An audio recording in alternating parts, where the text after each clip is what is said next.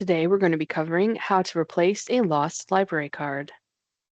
Once you've logged into Workflows, make sure you're in the Circulation section. Go into your users group and select Modify User. If the patron has their library card, you can scan it now, but more than likely, you'll be looking that patron up using the User Search Wizard in the upper left-hand corner.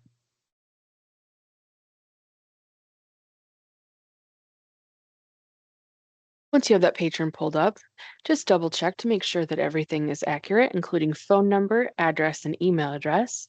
And then in the Basic Info tab, scroll down until you see User ID. Click in that box and scan your new library card.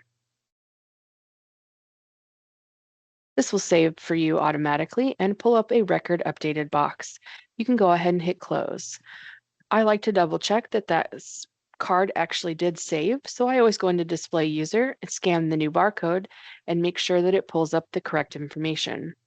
If you wanted to see what a patron's old library card numbers used to be, you can see that in your Extended Info tab under Previous ID. If you have any questions, let us know. Thank you. Library card.